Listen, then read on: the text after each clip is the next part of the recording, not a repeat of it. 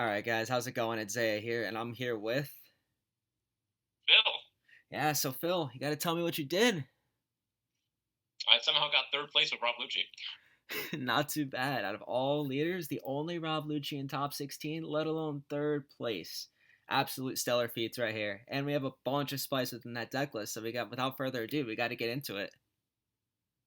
Yeah, of course. I'll go. I'll just kind of break it down by CP9 Navy, and then kind of go over thoughts as I go. I Beautiful. shamelessly stole this list from like a topping list in Japan, so none of the ratios or anything were my doing at all. I just took it for the money. Hey, fair enough. But uh, I'll send you the article link that you can just put in your description to give credit where it's due. Awesome. Sounds good.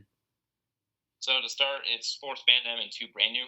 Of course, my webcam's not mirrored, but these are the searchers. I say that loosely because unless they were in my opening hand, I never played them. They were just counters or discard fodder. They I, are great in filling up the trash to use your CP9 effects.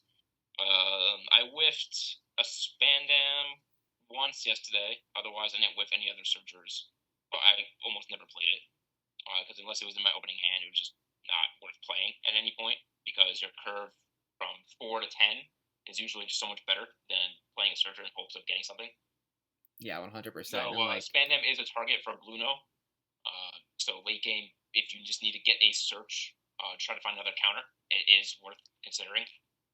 yeah, for sure. I mean, searchers, it's great opening, like you said, counter fodder, just can low key, save you the game, too.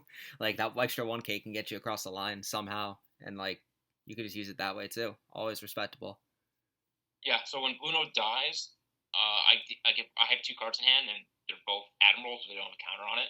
Then getting Khalifa off of Bluno to draw 2. Then discard the non-counters works, and then sometimes if I don't have a Khalifa, getting Spandam and trying to search for a counter works. I Beautiful. mean, you can whiff too, but I mean, it's a Yeah, last-ditch effort anyways. So, exactly. probably the best blocker in the game is the Fuguru. Easily. Uh, if I had to go first for whatever reason, and I played this on turn 3, it will stay on board the entire game until I decide to use it. Can't be removed by card effects, and with the little blue and little green going around, like if I'm going first and just play this on curve against Zoro or Whitebeard, or even Yellow, they can't get rid of it, so it just lets me save Dawn in the late game for bigger plays or playing multiple blockers on top of just keeping this on board. So definitely one of the MVPs Oh, alongside absolutely. Borsalino. Small but mighty, right? Yeah, that's an understatement. Blockers are way too good in this game. For Khalifa, just the 2K mostly. I never actually played for her on play effect unless it was off of Bluno, and even then it was once.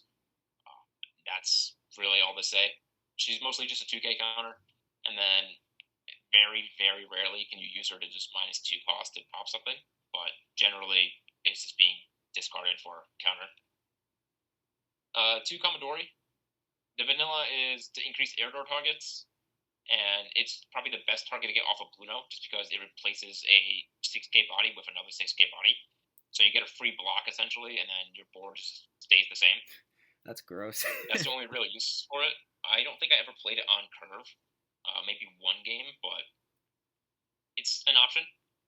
Generally, using it as a counter and then replaying it for free with Bluno is the way to go with this. Hmm. But it did do quite well when brought back from life. The best CP9 card is Kaku. So I played 4 Zoro yesterday, and the one game I lost was when I didn't see a single Kaku, and then just getting Kaku off of Airdoor and stuff just puts you so far ahead sometimes. Oh my god, But yeah, yeah. Kaku's insane. And then didn't happen yesterday, but even this at a Sword Championship earlier today, found myself discarding 3 1Ks or even just a 1K into taking the damage just so that Kaku was live for my following turn. Wow, yeah. I don't blame you. I mean, Kaku just it decimates those weenies just like the 3 costs and we'll see later, I'm already seeing the Kuzan on the side there. That just increases the range so much. It's crazy. Yeah, there is very little cost reduction in this deck, so Kaku pretty much is only hitting 3 costs or less, unless I get a Kuzan or a 10-drop Kuzan on board. But even then, kill Pharaoh, stuff like that, and any of the weenies from Zoro, which 1 drops are super threatening, so it's always worth trying to get those off board quickly as possible. Absolutely. Bluno, becoming one of my favorite CP cards. Can be used offensively and defensively. When it has the Dawn under it, it becomes the blocker, but that's exactly what you want because you can just let it die, and then it will fetch a CP card with 4 or less from the grave. Right. So if you're ahead on board, or trying to set up for lethal next turn, you can get Kamidori. If you need to dig a little deeper to find counters to live late game, or if it's like your opponent's final turn and they're going for game, getting Khalifa can help. That happened in my last game against Zoro. I had 2 Bluno blockers, one of which was Khalifa. Brought it back, discarding 2 admirals with no counter just to keep a 2K and a 1K. So it does help. That's beautiful, yeah. And then Spandam is just another like last ditch effort just to find a card to search, just to add something back to hand, whether it's counter or a play for next turn. Absolutely. The other, and then the last CP9 card outside of Airdoor was the 6-cost Rob Lucci. We cannot skip over the Lucci. Cannot skip over this one. So, didn't really come up at all yesterday. I searched it once because it was my only target with Spandam, and then I sat in card. It just sat in my hand all game. This is purely for the yellow matchup. Yeah, describe that for me a little bit. Katakuri is so hard for a black that you just have to rush them down as quickly as possible, and this just helps kind of push the game out. Yeah, I could definitely see that. The pressure to kind of get them down in life where they feel uncomfortable to play that big mom is absolutely game-changing. Your goal is to pretty much take life every single time they swing at you and just defend characters to the point where like you have no life going into like turn 10 or like very little of it. So when they play their big mom, you just trash the last card and you should have enough counters and blockers to survive for the 1 to 2 turns that you need to finish off the game. Yeah, for sure. I think you're gonna have to spike those alt art Lucci prices a little bit. They were $11 last I checked. I think you might be impacting the market a little bit here. We'll see. No, it's a good card. I do like it. It has some versatility to it. I played it today at Store Championships once or twice to kind of close out games. It is a nice kind of surprise for they think I'm out of attackers and then just drop a 6-drop and then swing. Yeah, element of surprise always works. Yeah. But even when I had it in hand, it was plenty to play it. If they had a blocker on board, and I would swing in a way that if they blocked first, I got to restand Lucci leader. So I would just ditch the card anyways. They swing for 9 or more instead of paying 6 Dawn for just the 7. Fair, very fair. And then the Admiral package, 2 4-drop Kuzan. I wish I could have had more, but I didn't play around with ratios all that much. Great card, and then especially against Whitebeard, because if I can play it on curve, they just can't really remove it unless they're running Gordon, or they decide to Otama and then Marco it, which is worth it for them, but it feels good to have 6 Dawn to kill just 1 4 cost. If this stays on board versus Whitebeard, then it sets up 10-drop Kuzan so that you can swing when they drop their 9 cost character, and then drop the Kuzan to kill it, which gives you a massive temple swing, and then you can't swing at life that turn, but killing the Whitebeard is definitely the priority. For sure, yeah. Then we have 4 Borsellino, other great blocker that can't be killed by card effects. Absolute staple, yeah. Only on your opponent's turn, which is why I think Fukuru is better, but this card is still great. I swung with it a couple times when I had extra Fukurus to kind of defend myself, just for the 5K swing. Adds extra pressure. Yeah, for sure. Then playing 4 Sakazuki. This card's insane. Oh, it's playing gross. This is your best 6 Dawn turn. Just dropping this on curve, killing one of their creatures, and then just getting the tempo from it. It's just great because you can pressure life while still maintaining board control, which is great against Zoro, especially since you have way too much to deal with.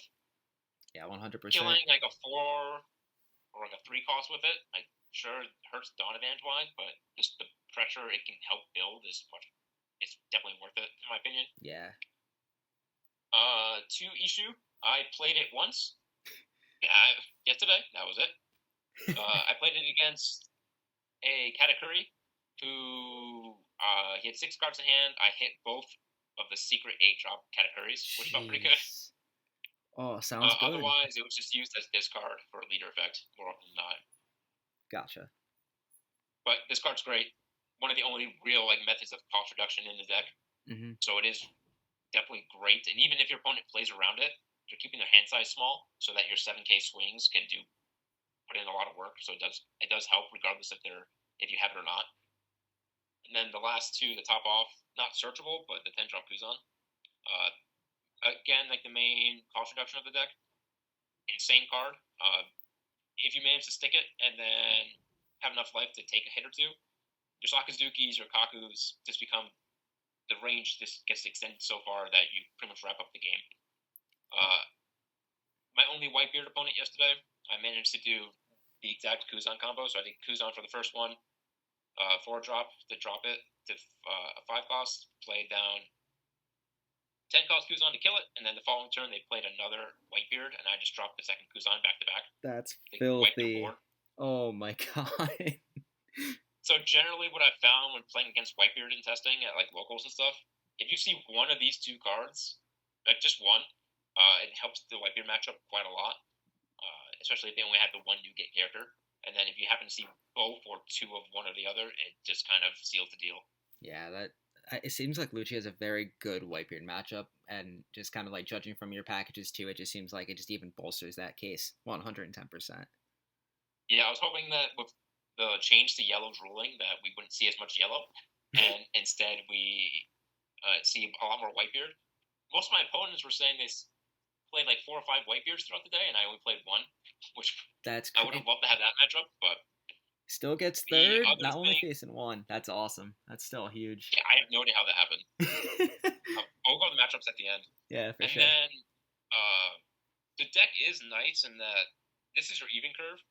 Mm-hmm. So if you're just playing Kuzan into Sakazuki, into Ishu, into Kuzan, like that's such a powerful curve.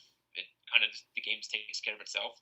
Mm-hmm. And then if you go first, the CP9 cards kind of help mitigate the odd curve. But I will play around of a Navy version just because dropping these on curve just makes the game very easy. Yeah, definitely. It just seems because if they draw like mediocre or poorly, then it kind of seals the deal. Yeah. Because once Akazuki and Ishu hit, they're just too big of a body for them to remove. And then to finish out, for the rest of the 2Ks, we just have 2 Terasu and then the 4 Takashigi. This ratio is, because this is a target off of Airdoor. Mm-hmm. Airdoor, when off trigger, will summon a 3 or less. So it is worth. It came up once or twice. Just to have an extra body to swing into Zoro weenies, or even using her on main effect to just tap her and then reduce the cost for Kaku. Comes up every now and then. Okay. But yeah, to kill a 10 cost or a 9 cost without like any prior board setup of like Ishu or Kuzan, you pretty much have to drop like 2 of these cards and the Sakazuki to even get close. Yeah. So it's 4 cards out of your hand, which hurts a lot, even if it does put the board in your favor, but not the end of the world. Only 10 2Ks. Honestly, I didn't find it to be too little because you're playing 8 blockers and then the 4 blue note, which acts as like a pseudo blocker. So it worked out quite well. Saving your blockers for late game and just dropping like 2 of them in late game, this would do really well. And then the last 4 are the Airdoor. Yes. On the sim, I whiffed of this like 3 games in a row, and then I have not whiffed of it in person yet. Oh my god. I stayed that way. That's incredible. Your best target by far is any of the 6K bodies, with Kaku being the best. Getting this, playing Airdoor on curve when going second into the Zoro matchup just helps immensely by just kind of shifting tempo in your favor quite a lot. At locals, I did Airdoor into Kaku, trashing some other CP9 cards to kill no Kiku on turn 2, which, again, massive tempo swing. Yeah, it's massive, yeah. Honestly, unless I didn't have a play, so if I didn't have a 4-cost Kuzan or the Borsalino, then I would Airdoor, but if I had either one of those two, I would save the Airdoor in hand. It gets discarded for Sakazuki, you can get discarded for leader effect, so it works out quite nicely. But it's not like I want to see Airdoor all the time, I want to play as soon as I see it. It's late game, it can help find a blocker. I try to treat it as a searcher of sorts, so Yeah, for sure. It Like does it's take not the the end Dawn all too be if you all. find a Uno off of it, and then in the late game, and you can attach the Dawn to it, leaving you with 5 more to do whatever. So That's beautiful. I mean, it's good to know that you have the option to use that Airdoor, but at the same time you still have your beautiful even curve with that Navy package that can just like turn the tides either way. yeah, the deck has a lot of flexibility. If you see all your Navy cards, you can play more of like a mid-rangey control game. If you see a lot of your CP9 cards, you can just kind of be aggressive and then just put on the pressure, and then unless they can fight back or they have enough rushers, then they can't really come back from it. Yeah, for sure. Leader effect only really used it for finishing. So if they have one blocker on board, I can just put 10 on Lucci, swing for 15. They have to block, and then just freestand, swing again. So it's as a finisher, it's insane. It's like Kid from the first set, except you can swing much higher and for pretty much no cost because you're using it at the very last turn of the game, so the cards in your hand don't matter at that point. Right. It is something to keep in mind when your opponent is playing their last turn and trying to go for game, and keeping note of how many cards you have in hand. Because if you counter out completely and then you have no life to take, and you're only getting one card for a draw, then you're out of leader effect for the turn. Yeah, that's yeah. So it's just something to keep in mind when countering, and then kind of like taking extra life when even if it feels like you don't need to, just so you have the extra card in hand to play. Yeah, for sure. Definitely super comprehensive, and I'm honestly super intrigued to try this list too. It just like it seems like it works. I mean, it got you the result. Like obviously the pilot plays a massive role. I'm just very excited to see kind of take these tips and go into my own locals trying to go not X2 like I usually do. But That's a lot of fun. But yeah, expect the searchers to whiff a little bit. yeah. It's not bad. It's not like it's not the end of the game. Like you won't just lose immediately from it if it happens. Right. In worst And case, it's a body on at the end board. of the day, you're still filling up the trash with stuff. So Absolutely. Yeah. And speaking of kind of throughout your day, how were the matchups that you saw? round one was yellow started like Big Mom. Yellow is scary, but that's not nearly as there's not as much pressure as Katakuri, given that they need 2 Dawn to swing with 7 and not 1. Mm-hmm. Wasn't too bad. Just kind of played aggressive, taking life pretty much every chance I got. Yeah. Round 2 was Dofi. Just kind of played that the Navy Admiral curve and kind of rode it to the end, dropping a Kuzan and a 4-drop Kuzan and a 10-drop Kuzan just to kill the Mihawk, to put him in an awkward position. Round 3 was Zoro. Don't really remember much about that game. 4 was Lucci Mirror, which is fun. Oh yeah. It came down to he had 4 cards in hand, a Borsellino, a Kuzan, and no life.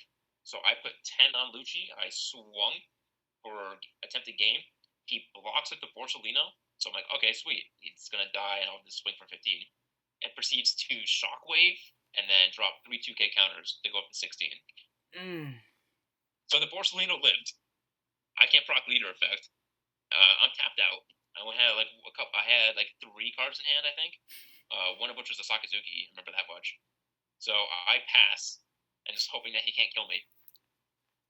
He top decks a Sakazuki, so it's not anything he can use, or it's not a blocker, which would have won him the game. And so then he swung with everything. I had enough life left and got counters off life to kind of mitigate the damage. And then just next turn again, just swing for the 15. After that was Zoro. We got deck checked. Oh boy. Randomly. So both of us had to organize our cards for the deck check, and then immediately just like power shuffle with like the only 3 to 4 minute time extension we got. Jeez. He whiffed 1 buggy. I didn't whiff any searchers, but I proceeded to trash 3 Borsellino and all 4 Sakazuki within the first like 3 turns off of like a brand new and Airdoor. So I thought I was going to lose that game, but squeezed it out. My round 6 was Zoro. It was Richard Dean who got 4th. He was my only loss for the day. Playing the Rush Luffy, which makes all the blockers completely pointless. Yeah. But he got tempo very early on, and it just would not give it back. Gotcha. So rough game for that. After that, it was Katakuri, which I was surprised to see. Katakuri is very hard, but as long as you just kind of like ignore their board, swing face repeatedly, play Sakazuki and Kaku to pop stuff the best you can, it makes the matchup a little bit more bearable, but it's still very difficult because if their life is filled with triggers, you just lose the game because it gives them an extra body that you just can't deal with on that turn. Then it was the Whitebeard. Ended fairly quickly, and then the last round was Zoro. Close game, and then itched it out at the end. Yeah, lots of Zoros, seems like. Lots of red. War Zoro was not fun. Oh my god. But hey, ended up pulling it out. Only one Zoro loss, and hey, that's positive win rate there. I'll take it.